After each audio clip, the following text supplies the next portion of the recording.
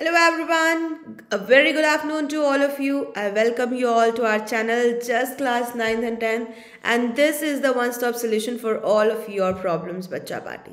So, I welcome you all to Unacademy. अच्छा, आज हम करने जा रहे हैं important question and answers right for power sharing. कल जो हमने चैप्टर पूरा कंप्लीट किया था उसके बाद हमने उसका शॉर्ट क्विज भी किया था।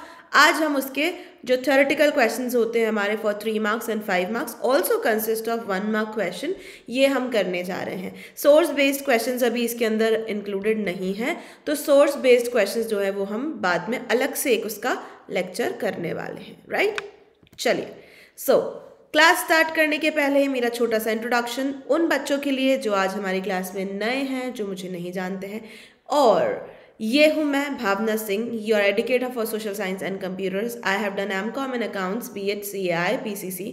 आई am having a degree of articleship and a teaching experience of 3 years बच्चा पार्टी। सो ये हूँ मैं और ये भी। ये हैं हमारे टेलीग्राम बाबा, देते हैं आप लोगों को daily updates regarding all the upcoming classes जो होने वाली हैं हमारे channel just class 9th and 10th पर राइट। तो जो ये हमारा चैनल है just class 9th and 10th, इस पे जितने भी फैकल्टीज़ हैं, जो भी लोग आपको पढ़ा रहे हैं इस चैनल पे, उन सब की क्लासेस के अपडेट्स, चाहे वो स्पेशल क्लास हो, चाहे वो यूट्यूब क्लास हो, या फिर वो हो हमारे प्लस कोर्सेज की क्लास, ये सारे के सारे नोटिफिकेशन आपको मिलते हैं हमारे Telegram just class 9th and 10th channel से। चलो दूसरी सबसे इम्पॉर्टेंट सूचना, सबसे important cheese, so that is the downloading of Unacademy learning app. So if you haven't downloaded it yet, अगर आप लोगों ने अब तक डाउनलोड नहीं की है अनअकैडमी लर्निंग ऐप, तो फटाफट से जाओ और डाउनलोड कर लो। क्यों? सबसे पहली बात यह है, एक लर्नर बेस्ड एप्लीकेशन जो देती है आप लोगों को बहुत ही अमेजिंग सा लर्निंग एक्सपीरियंस। नंबर 2, इसमें आपको मिलेगा lots and lots of content which is either free or paid. The free content is available in abundance on Unacademy, as well as we are having an extraordinary paid content which you will access after taking the Unacademy subscription. Okay, so first I will talk about the free content which is available in the form of the special classes. उसके लिए आपको क्या करना होगा, simply app download करनी होगी, अपने goals को मैनेज करना होगा। I mean to say that you have to select your classes. जिस भी क्लास में आप हैं, जिस भी चीज़ के लिए आप प्रिपेयर कर रहे हैं, वो आप वहाँ से सेलेक्ट करेंगे। Afterwards you will go on the special class. ये स्पेशल क्लास और फ्री कोर्स वाले ऑप्शन पे आप जैसे ही जाके क्लिक करोगे, सो आपको अनअकैडमी का फ्री कॉन्टेंट मिल जाएगा। लेकिन उसे जब आप अनलॉक करना चाहोगे तो उसके लिए आपको मेरा इनवाइट कोड लगाना होगा, भावना, BHAWANA। जैसे ही आप स्पेशल क्लास देखना शुरू करोगे, वो आपसे पूछेगा do you want to unlock the Unacademy's free content, तो बोलोगे यस। उसके बाद if you have any code, then code लगाना होगा भावना, BHAWANA। तो उससे आप मेरा free content as well as जो बाकी का अदर अनअकैडमी पे फ्री कंटेंट है उसे भी आप अवेल कर सकते हैं। अब हम बात कर लेते हैं हमारे अमेजिंग से अनअकैडमी सब्सक्रिप्शंस की। तो देखो बच्चा पार्टी, हमारे पास 2 तरीके के सब्सक्रिप्शंस हैं right. The first one is the plus and the another one is the iconic subscription. अगर आप लोगों को लगता है कि नहीं हमारा फ्री कंटेंट पढ़कर ही काम हो जाएगा, दैट इज़ वेरी गुड, बहुत अच्छी बात है। अगर आपको लगता है कि नहीं हमें एक्सेल करना है, हमें और 90% प्लस हमें परसेंटेज बनानी है, 90 से अबव हमें परसेंटेज लेकर आनी है, then you have to take the subscription right? So plus subscription is the basic one, Rohit Mehra package, and another one is the iconic package that we called as the Jadoo package. तो basic package जो है वो आपके लिए लेकर आता है class 9 से लेकर 12 तक के सारे क्लासेस पे कंप्लीट एक्सेस, प्लस आप उन वीडियोस को जो है डाउनलोड कर सकते हो फॉर योर फ्यूचर रेफरेंस। आपको इसे अगर बाद में देखना है so you can download those, as well as there are notes available in the form of PDF जो आप वहाँ से डाउनलोड कर सकते हो आफ्टर द सेशन। तीसरा, यहाँ मिलते हैं आपको बहुत सारे अमेजिंग से क्विजेज, इधर they are the weekly quiz और द मेगा क्विज और daily quizzes as well. Daily quizzes जो हैं वो भी अवेलेबल हैं हमारे पास अनअकैडमी पे राइट। तो ये सारा कुछ मिलता है आपको 1 मंथ के लिए सिर्फ और सिर्फ 3000 रुपीज़ में, प्लस 10% ऑफ भी मिलेगा if you apply my referral code. अगर आप भावना कोड अप्लाई करते हो BHAWANA, then you will get 10% flat discount in your fee amount, right. So 10% discount अगर आपको चाहिए, it is applicable in on all the packages and on all the courses. मतलब ये बिल्कुल भी नहीं कि सिर्फ क्लास 9th और 10th पे ही ये कोड एप्लीकेबल है. It is applicable to all other subjects as well. अगर आप अभी क्लास 10th में अगर आप चाहते हैं अगले साल आर्ट्स लेना, if you want to study social science, if you want to study computers, right, if you want to study some another course as well, तो भी आप ये कोड अप्लाई कर सकते हो भावना. आप उसका भी अगर सब्सक्रिप्शन लेना चाहते हो, फॉर एग्जाम्पल अभी आप 9th-10th में हो बट अगले साल आप जो है जेई के लिए प्रिपेयर करना चाहते हो, लेकिन आप अभी से ही 2 साल का सब्सक्रिप्शन परचेज करना चाहते हो, so you can apply my referral code for the JEE preparation as well. वहाँ पे भी आपको ये काम आएगा, ऐसा नहीं है. This is only limited to the class 9th and 10th, right. So if you want to take 10% discount in your fee amount, what you have to do is you have to just apply my referral code Bhavna. अब we are having different packages starting from the 1 month package till the 4 years package.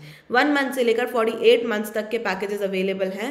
The most amazing package is if you know the most एकदम अच्छा package, और आप कह सकते हो कि हाँ ये पैकेज तो आपको लेना ही चाहिए. इट्स ईदर फॉर 18 months और फॉर 12 months, दोनों में से कोई आप एक डिसाइड कर सकते हो. इसके अंदर आपको पूरा का पूरा जो ईयर है आपका वो कवर होगा. अगर आप अभी लेते हो तो आगे आने वाला पूरा साल आपका कवर हो जाएगा, अगली क्लास पूरी कवर हो जाएगी, right. So these are the good packages. और जैसे जैसे पैकेज का ड्यूरेशन बढ़ता है वैसे वैसे उसका अमाउंट भी कम हो जाता है ना, right. So the more time you take the less you have to pay. ठीक है, तो ये वाला कॉन्सेप्ट इधर एप्लीकेबल होता है. चलो अब हम बात कर लेते हैं हमारे जादू पैकेज की. तो जादू पैकेज में क्या डिफरेंस है? तो जादू के अंदर जो सारी शक्तियाँ रोहित मेहरा को उसने दी थी वो तो है ही, उसके अलावा अलग से क्या शक्तियाँ हैं? यहाँ मिलता है क्रिएटिव कॉर्नर पर एक्सेस, प्लस यहाँ मिलते हैं आपको पर्सनल मेंटोर्स जो हेल्प करते हैं आपकी हर एक प्रॉब्लम को सॉल्व करने में.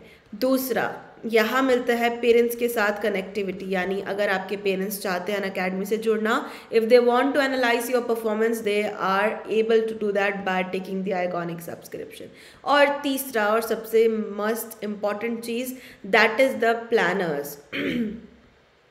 सो basically we are having weekly and the monthly planners over here, जिसकी वजह से आप लोग अपनी स्टडीज़ को प्रॉपरली प्लान आउट कर सकते हो और अच्छा एग्जाम में स्कोर कर सकते हो. सो इसका जो 12 month पैकेज है that will cost you around 28,000 and there is 10% discount applicable after applying my referral code Bhavna, BHAWANA, right. So just go and get the subscription done if you want to take it, right. चलो आ जाते हैं हम सबसे पहले 1 mark questions के ऊपर. So these are the most easy peasy lemon squeezy questions but they are accurate as well. अगर यहाँ आंसर आता है तो आता है, नहीं आता है तो नहीं आता है वाला सिचुएशन हो जाती है, राइट. इसके अंदर आप ऐसा नहीं है कि if you do not know the definition of something you can write some another thing, ऐसा नहीं होता, right. But if you do not know the exact words, अगर आपको एग्जैक्ट वर्ड्स नहीं पता, वर्ड टू वर्ड डेफिनेशन क्या होती है अगर आपको वो नहीं पता, but you know the meaning, so at least go and just right the meaning, because आपको 1 नंबर तो पूरा नहीं मिलेगा बट या somewhere you score about half mark और 1/4 मार्क. कभी भी कोई क्वेश्चन को खाली छोड़कर नहीं आना होता, राइट. ये बात हमेशा ध्यान रखो, किसी भी क्वेश्चन को खाली नहीं छोड़ना है. You have to attempt question and write some relevant thing. मतलब if you exactly do not know the exact meaning of something then write the literal meaning of that. अगर आपको पता नहीं है कि एग्जैक्टली से क्या कहते हैं बट हाँ उससे आप क्या समझ पा रहे हो ये आप उसमें लिख सकते हो, right, so that you can score some few marks at least. So 1 mark question पे आते हैं. सबसे पहला क्वेश्चन है, which language was recognised as the only official language of Sri Lanka in 1956. 1956 में किस लैंग्वेज को सिर्फ और सिर्फ जो है श्रीलंका की ऑफिशियल लैंग्वेज डिक्लेयर किया गया था? हम सबको पता है सिन्हेला. ये 2012 में आया था. 1 mark. So this slide consists of all the previous year questions. All the previous year questions have been asked over this in this slide. तो ये सारे के सारे प्रीवियस ईयर क्वेश्चंस हैं जो हम देखने जा रहे हैं. अगला question number 2, apart from the central and the state governments which is the third type of government practised in Belgium. ये तो मैम हमने कल एकदम फटाफट से जवाब दे दिया था, आपने हमसे क्विज में भी तो पूछा था. क्या है सही जवाब? The right answer for this question is community government. So the community government was formed apart from the central and the state government in Belgium so as to resolve the conflicts which are arising in the different communities, different language communities, right? चलो अगला question, define majoritarianism. This is very very important. ये बहुत ही important question है. यहाँ सिर्फ 2013 लिखा है but उसके बाद भी बहुत बार पूछा गया है, तो ये बहुत बार पूछा जाता है. So what is majoritarianism? Majoritarianism is a rule by a majority community by disregarding the needs and the wishes of the minority community, or you can say that by ignoring their interest, right? So majoritarism is a rule of majority community. जैसे कि हमारे Belgium में हमने देखा, श्रीलंका में हमने देखा, जो सिन्हेला स्पीकिंग पीपल थे उन्होंने अपना मेजॉरिटेरियनिज्म लगा दिया, राइट? सो श्रीलंकन जो लोग थे, श्रीलंकन कौन से, सिन्हेला, उन लोगों ने अपना मेजॉरिटेरियनिज्म रूल जो है वो एस्टैब्लिश कर दिया, जिसकी वजह से जो तमिल स्पीकिंग पीपल थे उनको एलिनेटेड फील होने लगा, और that leads to what, civil war. तो अगला क्वेश्चन आई गेस यही होगा, नहीं है, चलो कोई बात नहीं. So what is meant by the system of checks and balances? आप system of checks and balances से क्या समझते हैं? एकदम सिंपल क्वेश्चन. तो हमें पता है system of check and balance का मतलब होता है horizontal division of power. Check and balance यानी कि ऑर्गन्स अलग अलग हैं लेकिन लेवल सेम है. So different organ and same level, तभी जो है होता है हमारा क्या, चेक एंड बैलेंस, है ना? जैसे हमने देखा था लेजिस्लेचर, एग्जीक्यूटिव और जुडिशरी के बीच में ये तीनों अलग अलग जो हैं ऑर्गन्स हैं, लेकिन एक ही लेवल के ऑर्गन्स हैं. इसमें कोई बड़ा नहीं, कोई छोटा नहीं, कोई इससे जो है बीच का पावर वाला नहीं है, सब बराबर इक्वल पावर्स वाले हैं. तो ये तीनों के बीच में जब हम पावर को शेयर करते हैं और ये तीनों जो है एक दूसरे के काम पर क्या कर सकते हैं, नज़र रख सकते हैं, तो उसे हम कहते हैं system of checks and balances. So the horizontal distribution of power is also called as the system of checks and balances. This system ensures that none of these organs can exercise unlimited power. Each organ checks the another one. Right? So the basic motto behind this type of power sharing is कि कोई भी एक particular organ जो है वो ज़्यादा अपनी supremacy जो है establish ना करे, या वो अपनी powers को unlimited ना कर ले, right? उनको unlimited enjoy ना करे. ठीक है, लाइक ऐसा हो गया, जो लेजिस्लेचर है वो बोलेगा जो मैं लॉ बनाऊंगा वही लॉ चलेगा, अब मैं कुछ भी लॉ बना सकता हूँ, कोई मुझे चैलेंज नहीं कर सकता. एग्जीक्यूटिव, तुम कितने भी लॉ बना लो, मुझे जो एग्जीक्यूट करना होगा मैं वही एग्जीक्यूट करूँगा. So things don't work like this, है ना? तो इसीलिए ये सब चीज़ें नहीं होंगी, और इसीलिए इस सिस्टम को कहा जाता है चेक्स एंड बैलेंसेस. अगला question, question number 5. After independence Sri Lanka witness the supremacy of which community? Independence के बाद में श्रीलंका में कौन सी कम्युनिटी ने सुप्रीमेसी अपनी एस्टेब्लिश कर ली थी? बताओ.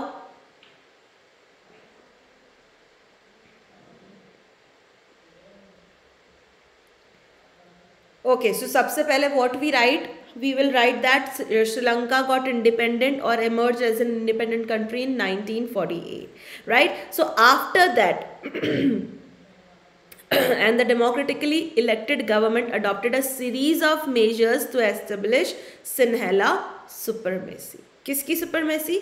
सिन्हेला सुपरमेसी. हम सिंपल चाहते तो एक वर्ड में भी लिख सकते थे सिन्हेला सुपरमेसी, या सिन्हेला लिख देते सिर्फ. Which community?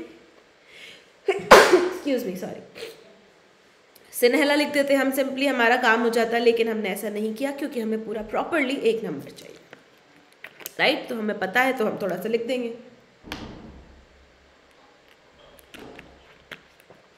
So Sri Lanka emerge as an independent country in 1948 and democratically elected government adopted a series of measures to establish Sinhala supremacy.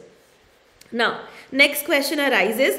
Question number 6. What measures are adopted by the democratically elected government of Sri Lanka to establish Sinhala supremacy? Sinhala supremacy उन्होंने establish तो की, हमें ये तो पता चल गया, लेकिन उन्होंने क्या क्या ऐसी चीज़ें की थी? तो सबसे पहला तो उन्होंने एक एक्ट पास किया था जिसमें सिन्हेला को क्या बना दिया था? ऑफिशियल लैंग्वेज बना दिया था. 1956. So in 1956 an act was passed to make Sinhala as the official language. Next point, उन्होंने क्या किया था, प्रायोरिटी पॉलिसीज लगाई थी, preferential policies. So government followed preferential policies favouring Sinhala applicants for university positions and government jobs. तो इसकी वजह से क्या हो गया था, बहुत ही ज़्यादा प्रॉब्लम हो गई थी, सिन्हेला सुप्रीमेसी आ गई थी और जो हमारे तमिलियंस थे उनको एलिनेटेड फील होने लग गया था। चलो अब आते हैं 3 मार्क्स और 5 मार्क्स वाले क्वेश्चंस पे। तो बच्चा पार्टी, जब हम 3 मार्क और 5 मार्क क्वेश्चन की बात करते हैं तो सबसे पहले हमें देखो हमारे पास जो क्वेश्चन है कितने कितने मार्क वाले हैं, 1 नंबर मार्क्स वाले कितने क्वेश्चन आएंगे, 16 क्वेश्चन है ना, 16 नंबर के आएंगे ना ये क्वेश्चन आपको, है कि नहीं। चलो ठीक है, 2 नंबर वाले क्वेश्चन होते नहीं है हमारे यहाँ पे, 3 मार्क्स वाले क्वेश्चंस होते हैं, यस बिल्कुल होते हैं, 4 मार्क्स वाले क्वेश्चंस होते हैं, बिल्कुल होते हैं, 5 मार्क वाले भी होते हैं। तो ये जो 1 मार्क वाले हैं और जो ये 4 मार्क वाले हैं, ये दोनों के दोनों तो छोड़ दो, मतलब छोड़ दो in the sense, so these are the objective type questions, right, है ना, ऑब्जेक्टिव टाइप है ना ये दोनों, तो 1 मार्क एंड 4 मार्क्स ये दोनों क्या हैं, ऑब्जेक्टिव टाइप है।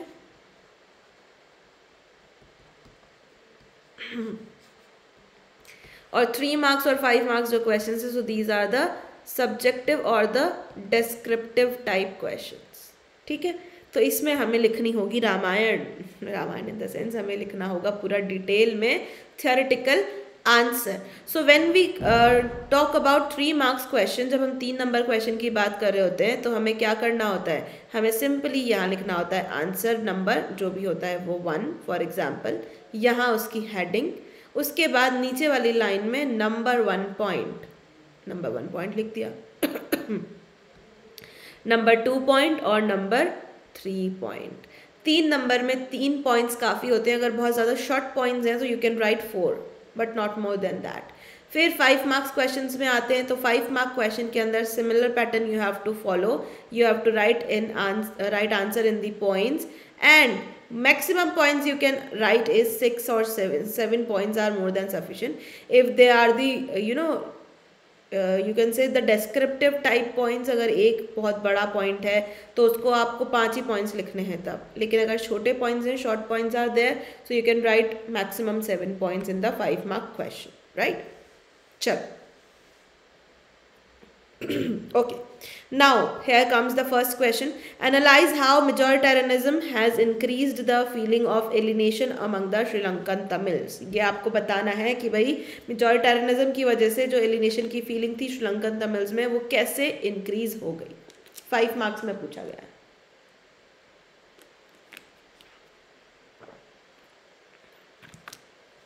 आगे आंसर, क्वेश्चन तो समझ आ ही गया होगा कि मेजॉरिटेरिज्म की जो फीलिंग है वो कैसे इंक्रीज हुई, मतलब मेजॉरिटेरिज्म की वजह से एलिनेशन की फीलिंग कैसे इंक्रीज हुई श्रीलंकन तमिल्स के मन में, उसको आपको एनालाइज करना है कि अच्छा ऐसा हुआ होगा, फिर ऐसा हुआ होगा, फिर ऐसा हुआ होगा, तब जाके ये चीज़ हुई, राइट। तो हमें वो ऐसा स्टेप्स लिखनी है पूरी।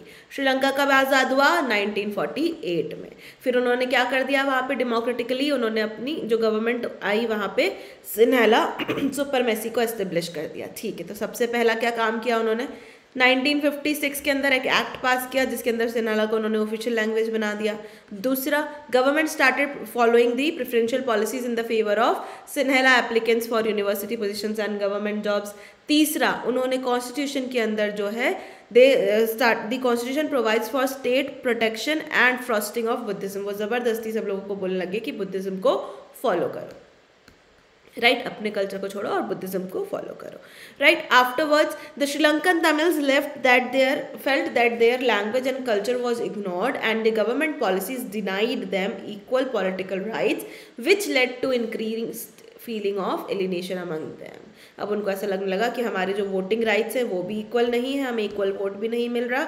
साथ ही साथ इन्होंने सिन्हेला को जो है ऑफिशियल लैंग्वेज डिक्लेयर कर दिया। सिन्हेला जो है सिन्हेली पीपल, उनको ही सारे गवर्नमेंट जॉब्स में और सब में प्रेफरेंस मिलती है और बुद्धिज्म को ये बहुत ज़्यादा प्रमोट कर रहे हैं, ठीक है। तो ये हुआ। Now, what happened next is, so Sri Lankan Tamils launched the parties and struggle for the recognition of Tamil for regional autonomy and equality of opportunity in every field. But nothing और no measures were adopted by the government, क्योंकि उसकी वजह से क्या हुआ, क्योंकि government ने इनकी बात नहीं सुनी, that leads to the distrust between two communities and that soon turn into a widespread conflict known as civil war.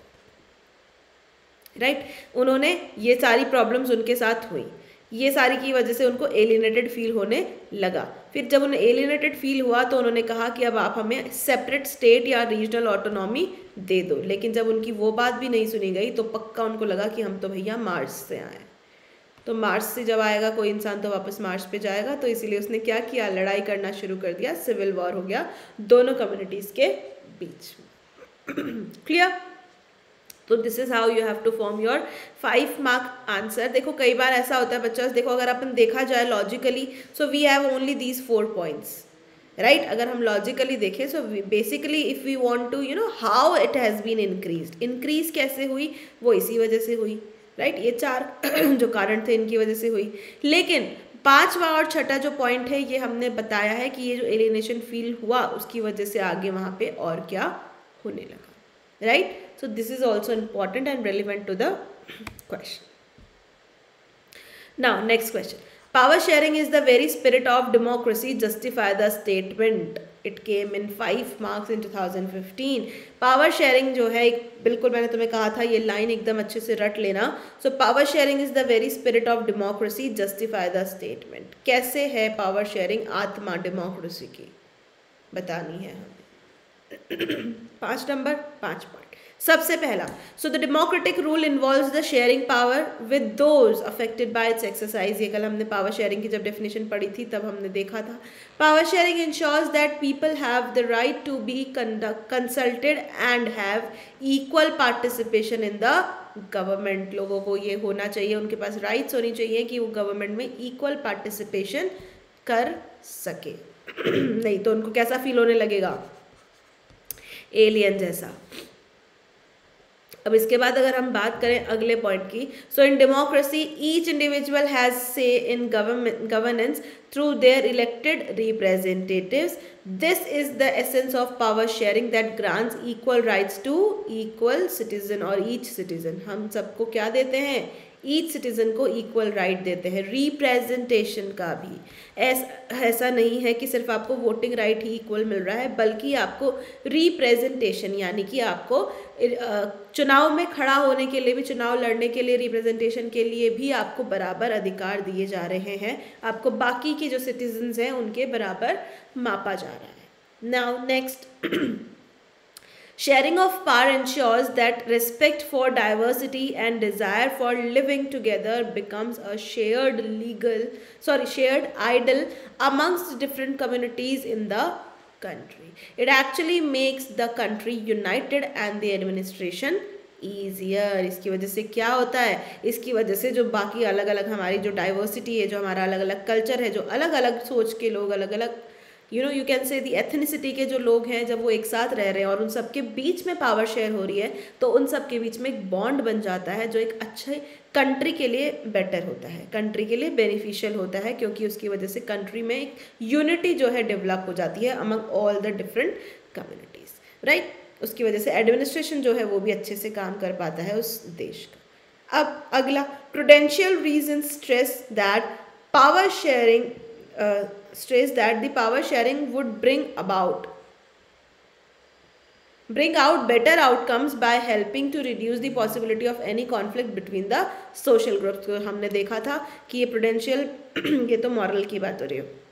अब अगर हम प्रूडेंशियल रीज़न की बात करें तो प्रूडेंशियल रीज़न हमें क्या बताता है, प्रूडेंशियल रीज़न हमें बताता है कि पावर शेयरिंग जो है वो किसी भी आने वाले कॉन्फ्लिक्ट को रिजॉल्व करने में क्षमता रखती है, उसको उसकी पॉसिबिलिटी को कम करने की क्षमता रखती है. So power sharing can reduce the possibility of any conflict which can arise among the two different social groups. So power sharing is a good way to ensure that the stability of political order through unity of the nation. तो finally हम simple सा एक point लिखेंगे कि power sharing की वजह से क्या होता है कि अच्छा तरीका है जिससे हम स्टेबिलिटी ला सकते हैं पॉलिटिकल ऑर्डर की, पॉलिटिक्स के अंदर स्टेबिलिटी लेकर आ सकते हैं, और साथ ही साथ में जो लोग हैं उनके बीच में उनको यूनाइटेड कर सकते हैं और नेशन की यूनिटी को बिल्ड कर सकते इसमें कोई डाउट है? If you have any doubt you can ask me in the comment section.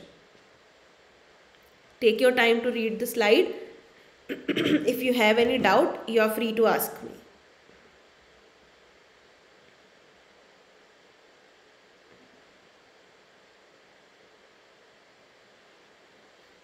Okay, fine.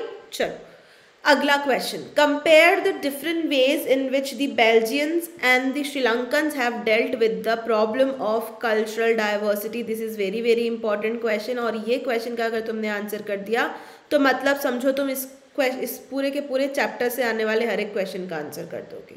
Right तो हमें दोनों बेल्जियम और श्रीलंका दोनों की प्रॉब्लम्स बतानी है कि दोनों में क्या क्या प्रॉब्लम्स जो है चल रही थी.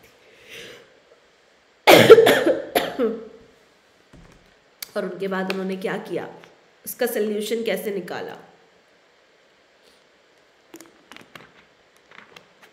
सबसे पहले हम बात करते हैं बेल्जियम की. तो बेल्जियम के जो लीडर्स थे हमारे, उनको रियलाइज होने लगा that for the unity of the country it is important to respect the feelings and interest of different communities.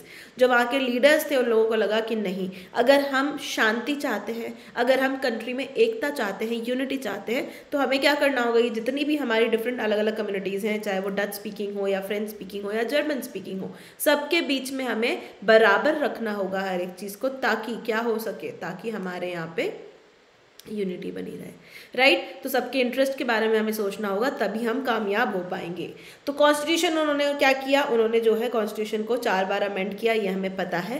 Right so they have amended the constitution between 1970 to 1993 for 4 times. क्यों? अब उन्होंने क्या किया, they have decided that the constitution prescribe that the number of Dutch and the French speaking people shall be equal in the central government. उन्होंने decide कर लिया कि central government के अंदर जितने डच स्पीकिंग पीपल उतने ही, जितने डच मिनिस्टर उतने ही फ्रेंच मिनिस्टर्स रहेंगे. अब both Dutch and French communities share power on an equal basis at the center. Along with the state government, both communities have a third kind of government called community government, which decides on cultural, educational and language related issues. जो है cultural issues को, language related issues को, education और ये सारी चीज़ों को manage करते हैं. कम्युनिटी गवर्नमेंट का यही काम था. 1970 से लेकर 1993 के बीच में they have amended their constitution for 4 times and all the linguistic groups are living together in the same country because of that only. Right सब के सब लोग एक ही छत के नीचे रह सके, इसीलिए उन्होंने अपने कॉन्स्टिट्यूशन को पूरे के पूरे 4 बार, कितने बार, 4 बार अमेंड किया. राइट चलो अगला, श्रीलंका में क्या हुआ. सो श्रीलंका के अंदर 2 मेजॉरिटी कम्युनिटीज़ थी, Sinhala speaking and Tamil speaking. The majority community, the Sinhalese have force their dominance over Tamils, refusing to share power. उन्होंने मना कर दिया कि हम पावर्स जो है शेयर नहीं करेंगे. 1956 के अंदर the government passed an act to recognise Sinhala as the only official language of the Sri Lanka, thus disregarding Tamils. तो उन्होंने डिसरिगार्ड किया तमिल्स को. तीसरा, both communities have lived in tension as Sinhalese have denied political, educational, religious, employment and economic rights to Tamil, leading to the civil war. अब दोनों की दोनों communities हमेशा टेंशन में रही, तू मैं उनकी चलती रही, खींचतान चलती रही, क्योंकि जो सिन्हेला स्पीकिंग लोग थे उन्होंने political equality, educational equality, religional equality, employment equality, ये सब चीज़ों को डिनाई कर दिया तमिल्स को देने से. राइट तो उसकी वजह से वहाँ क्या हो गया, civil war. In this case, what we can write is, we can also write one point that the French-speaking people are less in number, are in minority, but they are having the, they are economically very strong. Economically they were strong, as well as educationally they were strong, or they are having large property. But they did not set up their their diplomacy, or they did not set up their supremacy in the Belgium. Right चलो, इसमें कोई doubt है तो पूछ लो.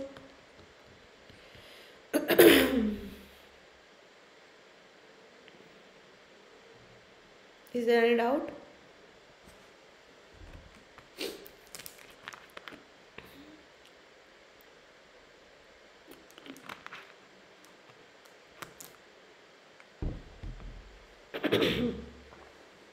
No doubt. चलो अगला question. Describe the vertical and horizontal forms of power sharing exercised in India. Horizontal और vertical form of power sharing को एक्सरसाइज जो हम इंडिया में एक्सरसाइज करते हैं उसको एक्सप्लेन करना है. तो वर्टिकल हमें पता है क्या होता है, टॉप लेवल से लेकर लोअर लेवल गवर्नमेंट के बीच में पावर को शेयर करना है कि नहीं. तो हमारे यहाँ कौन कौन सी है, central level government, central government, state government और लोकल गवर्नमेंट, जिसमें आती है म्यूनिसिपैलिटीज और हमारी कौन, पंचायत. हॉरिजॉन्टल में क्या है हमारे यहाँ, लेजिस्लेचर, एग्जीक्यूटिव और जुडिशरी. ये तीनों ही हमारे यहाँ पर अवेलेबल है, तो ये हमें एक्सप्लेन कर देना है. तो वर्टिकल डिस्ट्रीब्यूशन पे आते हैं. तो vertical distribution of power means power can be shared among the governments at different levels. A general government for the entire country and the governments at provincial और regional level. That is known as the federal form of government. ठीक है, चलो. So when the power is shared among the government at different levels, that is the union government or central government, state government and the municipalities or panchayati raj, at the lower level, the division of power involving higher and the lower levels of government is called as the vertical division of power. इसे हम vertical division of power कहते हैं. Simple सा. अब in India we perform this as on the basis of the central government, state government and the local level government. We are having all the three governments, right? After that, horizontal distribution of power. So the power is shared among the different organs of the government such as the legislature, executive and judiciary. The horizontal power distribution, this is the horizontal distribution of power. It ensures that power is shared among the different organs of the government, the legislature, executive and judiciary. It allows different organs of the government placed at the same level to exercise different powers. Level तीनों का एक ही है लेकिन सबकी powers अलग अलग हैं. Right? So in our democracy, ministers and government officials exercise powers. They are responsible to the parliament or state assemblies. The judges appointed by the executive can check the functioning of executives or law made by the legislature. समझ गए?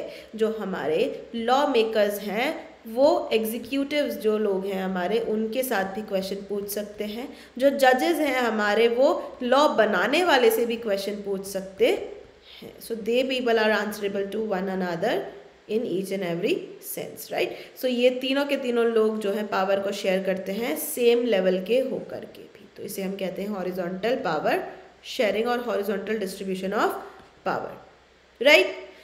It's clear?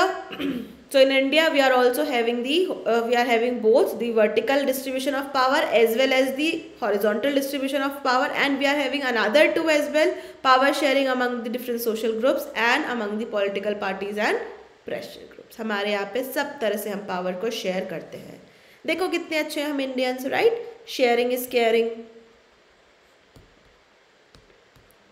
है कि नहीं. तो sharing is caring है अगर, तो फटाफट से पावर को शेयर कर लो.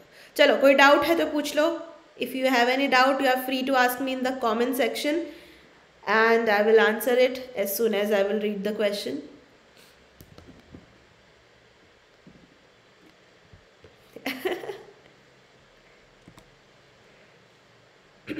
चलो अगला question. Sharing of power makes a country more powerful and United.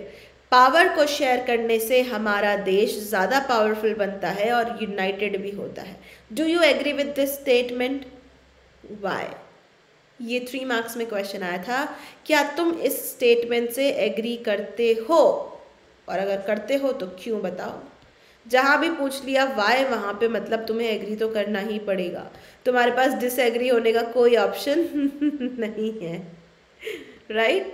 ऐसा कुछ नहीं है. पर मोस्ट ऑफ द केसेस में the answer is yes, I do agree, और उसके बाद तुम्हें उसका रीज़न, उसका जस्टिफिकेशन लिखना होता है. ठीक है, तो इस केस में भी yes we agree with this statement, I agree with this statement, power sharing makes the whole country more united. कैसे? सबसे पहला इसका prudential reason, it reduces the it helps in reducing the possibility of conflict which arise between the two social groups, right. So it eliminates the possibility और it reduces the possibility of any conflict which can arise among two social groups. दूसरा, it is a good way to ensure the stability of political order as social conflict often leads to violence and political instability, क्योंकि इसकी वजह से जो है political stability भी आती है, क्योंकि अगर कोई भी लड़ाई होगा, दंगा होगा, फसाद होगा, तो उसकी वजह से वायलेंस भी होगी, साथ साथ में पॉलिटिकल इंस्टेबिलिटी भी हो सकती है, तो ये दोनों को ही रिड्यूस कर देता है। तीसरा, it is the very spirit of democracy, this is the moral reason, right, ये मोरल रीजन हो गया इसका। सो ये क्या है? This is the very spirit of power democracy and the concept of democracy is a system of government of people by the people and for the people which emphasises on the distribution of power among people. हमारा जो constitution है, हमारा जो democracy है, उसका system का मतलब ही ये होता है कि भाई एक ऐसी सरकार जो लोगों ने चुनी हो, लोगों की हो और लोगों के लिए काम करती हो, of the people, by the people and for the people. ठीक है, चलो अगला, it involves the power share, it involves sharing powers with those affected by it's exercise and who have to live with its effects, so that the people should be or people would be consulted on how they are to be governed। ये वाला important point है, ये वाला important point है, ये दोनों को तुम merge कर सकते हो, दोनों एक ही point है, कोई दिक्कत नहीं है। ठीक है, तो आपको दो रीजन्स तो पता ही है, एक होता है हमारा प्रूडेंशियल रीजन, दूसरा होता है हमारा मोरल, ये दोनों लिखने हैं और तीसरा इन दोनों का मिक्स करके लिख देना है। ठीक है, इज इट क्लियर? इसमें कोई डाउट?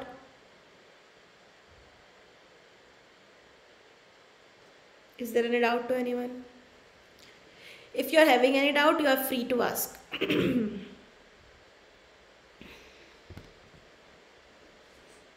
ओके, चलो अगला question, explain two reasons as to why power sharing is desirable.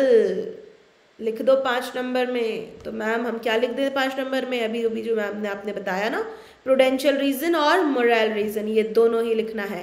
Y power sharing is desirable as it is हमारे क्वेश्चन, हमारे बुक का टॉपिक है, जिसके अंदर हमें 2 पार्ट्स में डिवाइड किया है, प्रूडेंशियल और साथ ही साथ मोरल, ये दोनों के अंदर हमने इसको डिवाइड किया है। So there are many reasons why power sharing is important in democracy, but there are 2 main set of reasons जिसके अंदर हम उसको broadly divide करते हैं। The first one is the prudential reason, the second one is the moral reason. So power sharing helps to reduce the possibility of conflict between the social groups. It is good way to ensure the stability of political order or social conflict often leads to violence and political instability। है तो मैंने बताया था अभी अभी कि ये दोनों को ऐड कर दो, पहले वाले क्वेश्चन के ही आंसर के दोनों पॉइंट्स हैं जो प्रूडेंशियल रीजन में आते हैं।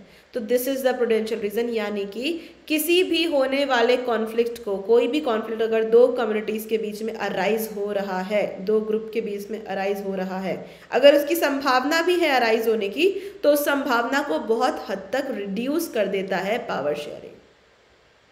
जैसे मैंने तुम्हें कल एक एग्जाम्पल दिया था कि एक ए स्टूडेंट है जिसे मैम मॉनिटर बना रही हैं और बार बार ए को ही मॉनिटर बना रही है, और ए और बी बहुत अच्छे फ्रेंड्स हैं। हो सकता है बी जो है ये भी बिल्कुल एलिजिबल है मॉनिटर बनने के, अच्छा मॉनिटर बनने के लिए, लेकिन मैम इसे कभी भी जो है मॉनिटर नहीं बनाती। तो हो सकता है ए और बी के बीच अनबन हो जाए, लेकिन मैम ने कहा एक हफ्ते ए मॉनिटर बनेगा, दूसरे हफ्ते बी बनेगा, तीसरे हफ्ते सी बनेगा।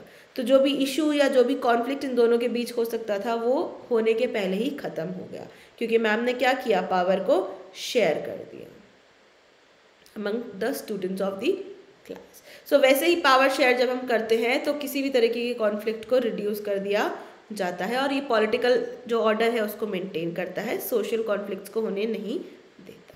Next is the moral reason. Power sharing is the very spirit of democracy, power sharing is the very spirit of democracy, यानी कि डेमोक्रेसी की आत्मा है। The concept of democracy is a system of government of the people, by the people and for the people, which emphasises on the distribution of power among people. दोनों question के answer एकदम same to same ditto है इसका और इसका।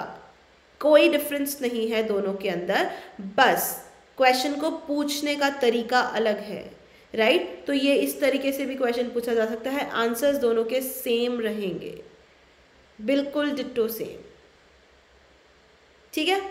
चलो अब अगला question, explain how Belgium was able to solve her ethnic problem.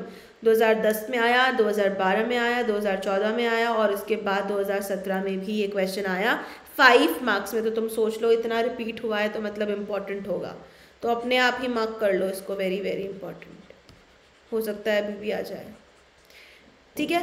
तो क्वेश्चन हमसे क्या पूछ रहा है, ये हमसे बोल रहा है कि भाई एक्सप्लेन करो कि बेल्जियम जो है कैसे उसने अपनी एथनिक प्रॉब्लम को सॉल्व किया। तो ये हमसे क्या मांग रहा है, बेल्जियन मॉडल मांग रहा है कि नहीं।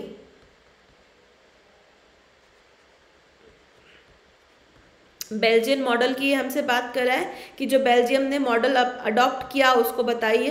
तो सबसे पहले अगर हम बात करें, when the Belgian leaders recognise the existence of regional differences and cultural diversities, they amended their constitution 4 times in order to accommodate these differences. सबसे पहले तो उन्होंने 4 बार अपने कॉन्स्टिट्यूशन को अमेंड किया कंटिन्यूसली, ताकि वो क्या कर सके, ये जितने भी डिफरेंसेस हैं इन सबको अकोमोडेट कर सके।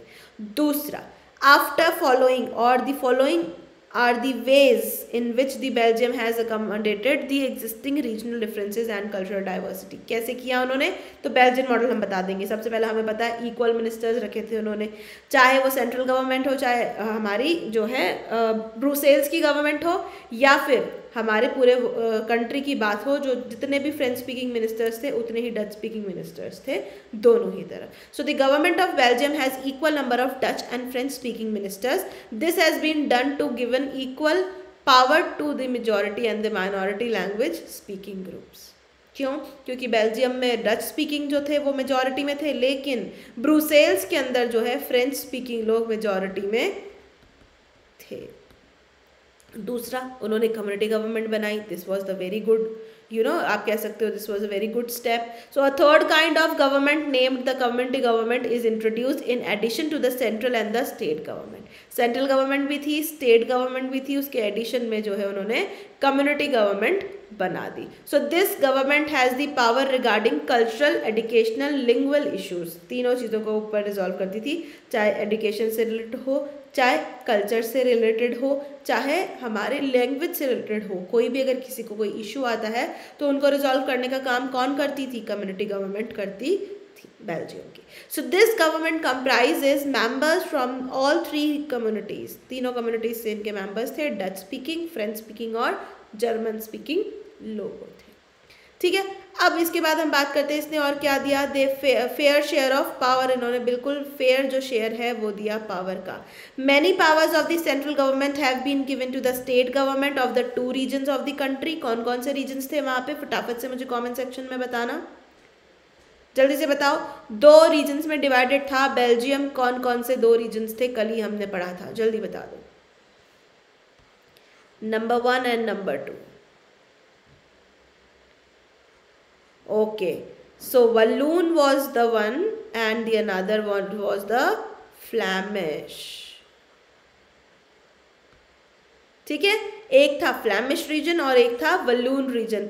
ये दोनों के ही अंदर जो है बराबर पावर्स का डिवीजन किया गया। ऐसा नहीं है कि स्टेट गवर्नमेंट को कम पावर दी गई और सेंट्रल गवर्नमेंट को ज़्यादा पावर दी गई, ऐसा भी नहीं है। ऑल्दो स्टेट गवर्नमेंट के पास ऑलरेडी कम पावर्स होती हैं सेंट्रल से, बट फिर भी ऐसा बिल्कुल नहीं कि इनको इग्नोर कर दिया गया, right. So the state governments are not subordinate to the central government but are independent. उनको इंडिपेंडेंट बनाया गया, ऐसा वो स्टेट जो है सेंटर के अंदर नहीं आते थे, उनको इंडिपेंडेंट बनाया गया, यानी ये अपने अपने पावर्स को खुद से एक्सरसाइज करेंगे, सेंट्रल गवर्नमेंट की इनको ज़रूरत नहीं होगी। अब इसके बाद बात करें तो इक्वल रिप्रेजेंटेशन दिया गया। तो ये इक्वल रिप्रेजेंटेशन पहले भी हमने पढ़ा था, तो ये था बेल्जियम की बात हो रही थी, और लास्ट वाला जो हमने लिखा है ये ब्रुसेल्स की बात हो रही है। चाहो तो तुम इसको यहाँ पे भी लिख सकते हो पॉइंट को, right. So in the state government of Brussels, state government जो थी ब्रुसेल की, द कैपिटल सिटी, दोनों ही फ्रेंच स्पीकिंग और Dutch speaking community have the equal representations over, तो उनको वहाँ पे इक्वल रिप्रेजेंटेशन मिला था, क्लियर? इसमें कोई डाउट है तो पूछ लो। वैसे तो एकदम इजी पीजी लेमन स्क्वीजी सा क्वेश्चन था, कोई डाउट होने की आशंका नहीं है इसमें, मतलब कम है क्या डाउट? नहीं? चलो, so this was all about. अच्छा, क्वेश्चंस खत्म, कोई बात नहीं। I will be back by lots and lots of with questions with me. मैं बहुत सारे क्वेश्चंस और लेकर आऊँगी जिसे हम प्रैक्टिस करेंगे and you people will become super rocking. क्योंकि देखो, अब हम पढ़ तो सब कुछ चुके हैं, एक बार ज़्यादा से ज़्यादा हम 1-2 बार रिवीजन और कर लेंगे, लेकिन अभी मैक्सिमम अब हमें क्या करना है, थियोरेटिकल क्वेश्चंस जितने हम प्रैक्टिस कर सकते हैं, जितने सैम्पल पेपर्स हम सॉल्व कर सकते हैं वो करेंगे। So I have decided one thing कि ऑन एवरी संडे, मतलब most probably on every Sunday, I have decided कि हर एक संडे को हम एक सैम्पल पेपर जो है सॉल्व करा ही करेंगे। एक सोशल साइंस का सैम्पल पेपर सॉल्व करेंगे ही करेंगे on every Sunday. This I have decided from this month January, right? चलो, सो इसी के साथ होती है बच्चा कक्षा की समाप्ति, और आज के लिए बस इतना ही। अब आपको क्या करना है, if you want to join the Unacademy quiz, अगर आप लोगों को क्विज में पार्टिसिपेट करना है, so you have to download the Unacademy learning app in your phones and then you have to manage your goals. Afterwards, what you have to do is you have to just go on the menu button on the top left corner and press it and select the plus button. जब आप click करते हैं तब there will be an option like test label. तो test वहाँ पे आपको नज़र आएगा, टेस्ट का जो लेबल है वो दिखेगा, और उसको आप जैसे ही क्लिक करते हो जॉइन क्विज का ऑप्शन आ जाता है, right? So when you click on the join quiz option, he will or the app will ask for the code। तो कोड के लिए जब आपसे वो पूछेगा तो आपको वहाँ पे कोड एंटर करना है। कोड कहाँ से आएगा ma'am? Then ma'am will supply you the code. Ma'am जो है आपको कोड बताएंगी, और फिर हम लोग क्या करेंगे, अनअकैडमी का अमेजिंग सा क्विज करने वाले हैं। आफ्टरवर्ड्स आप और क्या कर सकते हो, apart from this what else you can do is you can use the free content which is available on Unacademy, as well as if you can afford, if your parents can afford, and if you want to become pro in your studies, then you can take the Unacademy subscription as well, right? अगर आपको लगता है कि आपके parents afford कर सकते हैं। साथ ही साथ में अगर आप चाहते हो ऐसा कि आपको जो है बेनिफिट मिले अनअकैडमी के सब्सक्रिप्शन का, जो अनअकैडमी पे बहुत सारे अच्छे faculties the top faculties from India are teaching on Unacademy, right? तो अनअकैडमी में सिर्फ पढ़ाई के आपके ओवरऑल डेवलपमेंट पे भी बात की जाती है, आपको उससे रिलेटेड जो है वो भी ज्ञान दिया जाता है, आपका ओवरऑल डेवलपमेंट भी किया जाता है। It's not stick to the studies only, right? Studies में तो we are experts, I know that, लेकिन अपार्ट फ्रॉम दैट जो एक बच्चे का ओवरऑल डेवलपमेंट होना चाहिए वो अभी फैसिलिटीज़ आपको अवेलेबल करवाता है अनअकैडमी। सो उसके लिए आपको लेना होगा छोटे से subscription. Either you can choose the plus subscription, और if you want to become an extraordinary student, extraordinary child, extraordinary जादू, then you have to take the iconic subscription. See देखो, ये थोड़ा सा महंगा है, I know that, but if you have the need of this you are free to choose this, right? Plus subscription के अंदर आपको 9th से लेकर 12th तक के सारे क्लासेस पे मिलता है complete access, plus you can download those videos after watching it. Apart from that you can download the notes in the form of PDF which are attached in the class in the slide as well. Afterwards, what else you get is the quizzes, Unacademy quiz is there, and afterwards the free quiz or the mega quiz is there. Not free quiz, Unacademy quiz and the mega quiz are there. Practice sessions are there, answer writing we can do there, right? So practice sessions are there, right? ये सारी की सारी जो चीज़ें हैं ये आपको मिलती हैं, अलग अलग पैकेजेस अवेलेबल हैं, अलग अलग टाइम पीरियड के लिए, अलग अलग ड्यूरेशन के लिए मिलती हैं। 1 मंथ से लेकर के 48 मंथ्स तक का ड्यूरेशन हमारे पास अवेलेबल है, यानी कि आप 1 महीने से लेकर 1 साल तक का जो पैकेज है वो आप ले सकते हो according to your need, right? According to your need, according to your, आप कह सकते हो कि आपको कितने की ज़रूरत है उस हिसाब से आप लो। आप ऐसा नहीं कि आप सिर्फ अपने लिए ले रहे हो, अगर आप अपने भाई बहन के लिए ले रहे हो तो that is also a different thing, but हाँ you can choose your package wisely. 1 month का जो पैकेज है it will cost you around 3000, जिसके अंदर you have to apply my referral code for 10% discount. तो इस पर आपको जो पैकेज, ये जो पैकेज है सिर्फ और सिर्फ 2700 का मिलेगा। बच्चा पार्टी 2700 के अंदर आपको पूरे के पूरे 5 सब्जेक्ट्स प्लस एडिशनल एक जो को 5 सब्जेक्ट्स तो सारे हैं ही, इसके अलावा आपको जो क्विजेज है ये सब चीज़ें कवर हो रही है इसके अंदर। 2700 रुपये मात्र आपको देने हैं। इससे ज़्यादा फीस तो आप अपनी वो ट्यूशन वाली दीदी को दे देते होगे जिनके पास आप इंडिविजुअल सब्जेक्ट पढ़ने जाते होगे, राइट। चलो कोई बात नहीं, ठीक है, इट्स अप टू यू, आपको जिससे पढ़ना है आप उससे पढ़ सकते हो। आपके पेरेंट्स डिसाइड करेंगे कि वेदर यू वांट और whether they are able to afford the subscription और not, but if they are able to afford it you are free to take it, ठीक है।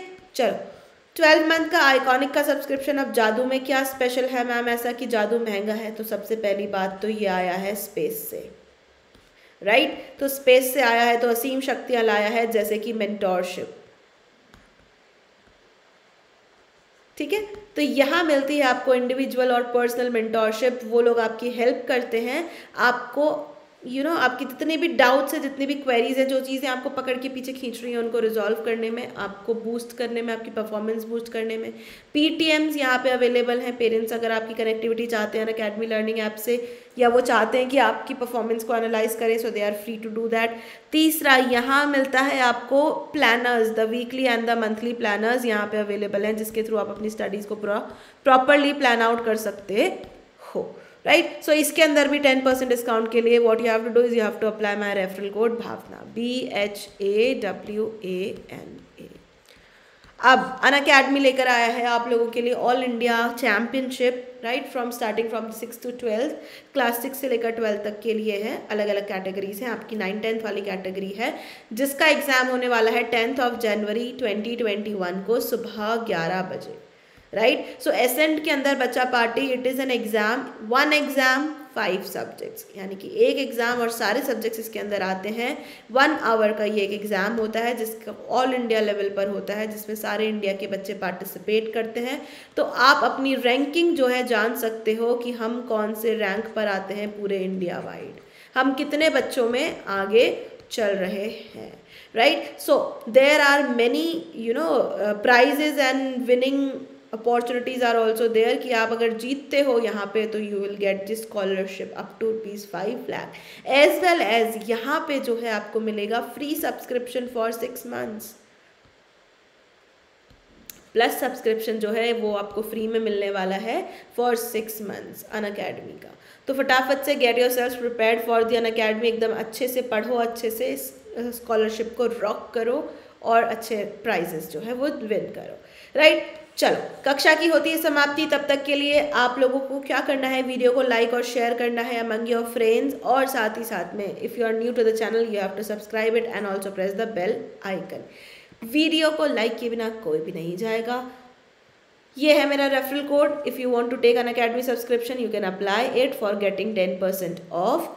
तब तक के लिए अब जाओ तुम लोग घर पे बैठो, पढ़ाई करो आराम से, मैं भी जाती हूँ थोड़ा काम करती हूँ, उसके बाद मिलेंगे हम डे आफ्टर टुमारो। तब तक के लिए stay at home, stay blessed, stay safe, stay away from corona बच्चा पार्टी। चलो बाय बाय।